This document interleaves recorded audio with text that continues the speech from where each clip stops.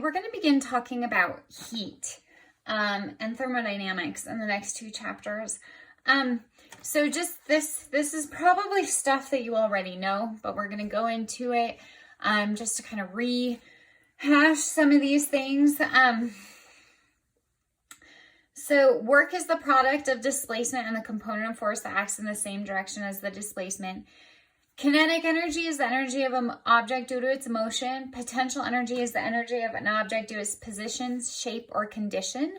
In the absence of work, the total mechanical energy of a closed system is conserved. And remember that work is measured in the same units as energy and can be converted into kinetic energy. We had the work kinetic energy theorem that kind of related the two. So work can be related to, heat and can be related to heat and temperature through, if you do work on an object, you will often increase its temperature. So what happens when you rub 2 pieces of metal against each other? Well, if you rub 2 pieces of metal, they get warmer. Why? Well, there's friction there. So you're doing work, and that work is creating friction, and that friction is changing that work into heat, into internal energy. So what happens when a hot pan is placed on a cool surface? Well, I think you probably all know what happens. The hot pan cools down and the cool surface heats up. And eventually they do reach the same temperature if given enough time. So first, we need to discuss what temperature is. We interpret temperature through touch. However, hot and cold are subjective measures that depend on our skin temperature as well as the properties of the object we're touching. So a lot of times when you touch a spoon versus like a metal spoon versus a wooden spoon, even though they're at the same temperature, room temperature, the metal spoon feels colder. And that's because it conducts heat away from your skin faster or better, more efficiently.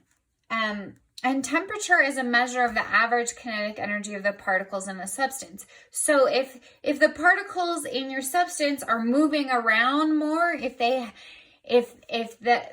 molecules and atoms are moving more, they have a higher temperature. And we kind of inherently know this. We know that particles in a liquid are moving around faster than particles in a solid. Particles in a gas are moving around even faster than particles in a liquid. Now, the types of motion changes based on what you have. So a lot of times you will see this picture like what I have here on your paper of these monoatomic gas molecules moving around. The less they're moving back and forth, the smaller their temperature is. And that's definitely valid for that. But when you get into more complicated molecules, you have a couple of different types of energy, movement energy associated with temperature. So one, you do have that translational movement, just the movement back and forth, up and down. You also have spinning. So if your molecule is spinning around or like a pendulum going back and forth, that's a certain type that is kinetic energy, but also associated with that is some sort of potential energy.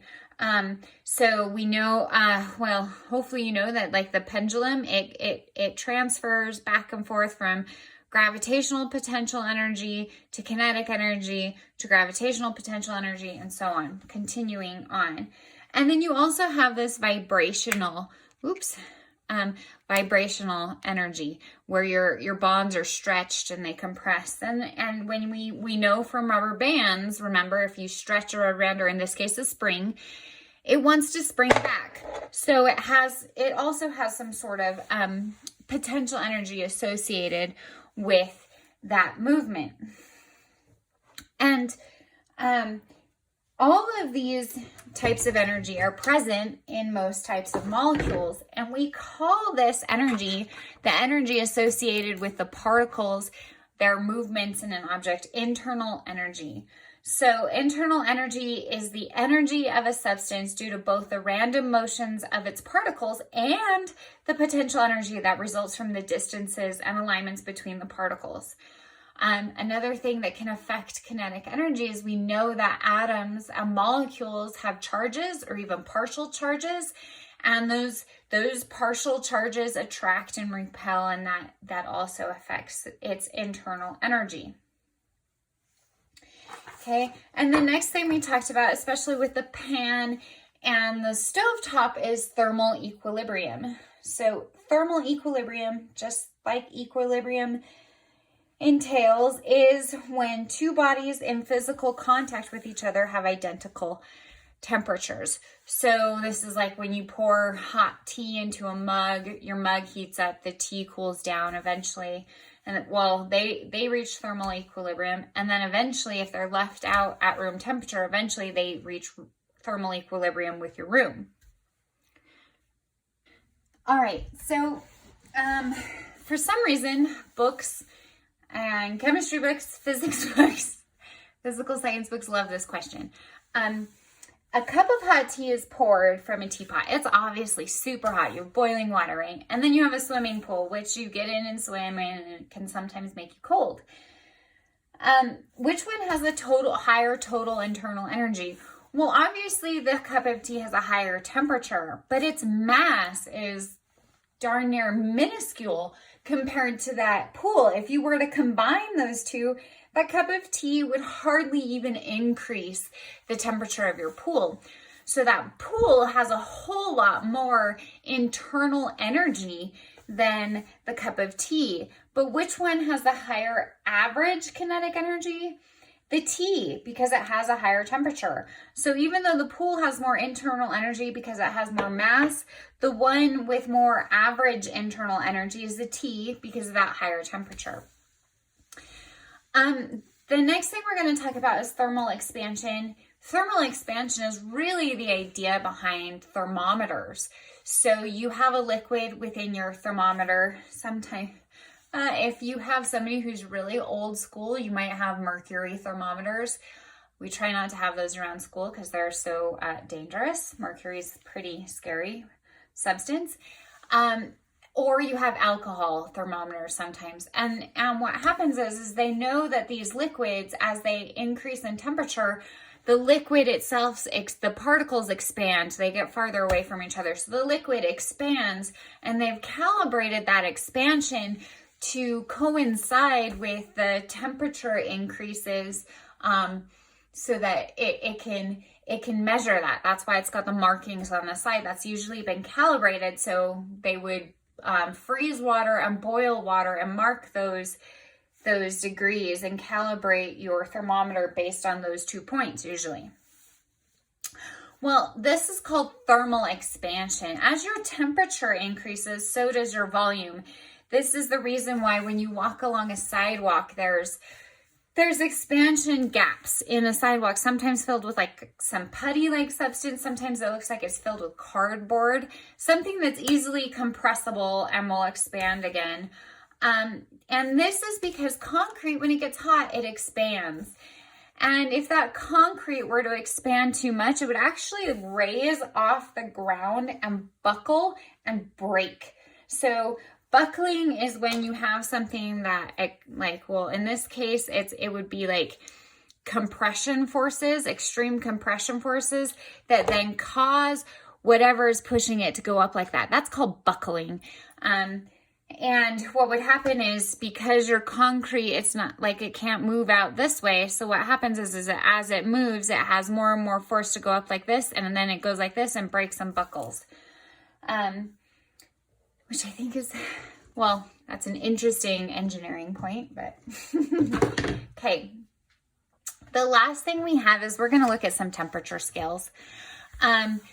Celsius to Fahrenheit has this funky conversion. When I lived in Africa, I was constantly converting Celsius temperatures to Fahrenheit temperatures because I just could not. It was the hardest one, I felt like, to get used to, because people are like, oh my God, it is so hot out. It's 45. And you're going, okay, 45 is not hot. That's It's kind of cold actually. But 45 in Fahrenheit is actually 81 plus 32, 200 or 113. So yeah, 45 is hot. But in, you know, it just doesn't sound hot if you're used to the Fahrenheit scale. So I got really used to converting back and forth. I always tried to get it right on the multiples of 5, because as you can see from our conversion, multiples of 5 make it super easy for centigrade to Fahrenheit. So I knew that if you had 40 degrees out in Celsius, that was always 104. So I made sure to so that helped me to make it faster.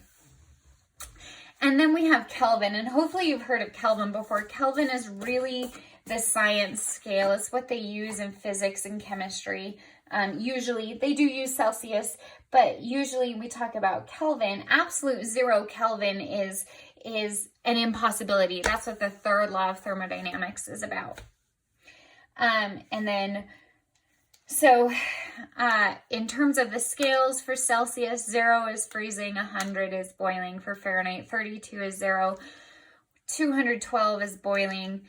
For Kelvin, 273.15 is freezing, 373.15 is boiling, and absolute 0 is when they theorize that all matter would stop moving completely. So let's do some example problems. I only gave you a few. The lowest outdoor temperature ever recorded on Earth is negative 128.6 degrees Fahrenheit, recorded at Vostok Station, Antarctica, in 1983. What is the temperature on the Celsius and Kelvin scales? So first we're going to convert to centigrade. So negative 128.6, we're going to have negative 128.6 is equal to 9/5 plus 32. Negative 160.6 equals 9/5, or centigrade, multiply by 5/9 gives us, multiplying by the reciprocal, gives us, no, that's not right. Oh, I see. Negative 89.22 degrees Celsius. Okay, you'll notice the centigrade scale itself is kind of smaller than the Fahrenheit scale. There's a larger range of temperatures that we see on Earth in the Fahrenheit scale than the Celsius scale. So it's always slightly, I don't know, it's hard to get used to, because I know it's when we're above 0, Celsius is smaller, but even when we're way below 0, Celsius is less negative. Okay, so now we just convert to Kelvin.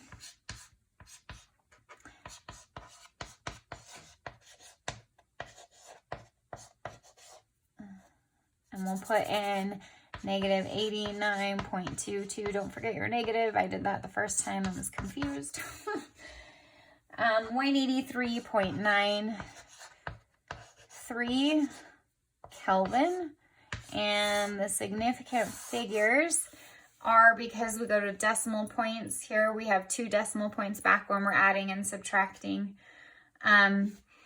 Anyway, so that would be our temperature in Kelvin. You have 2 more problems like this going from Celsius.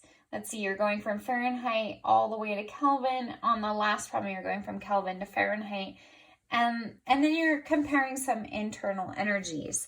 So that's it. And we'll move on to the next.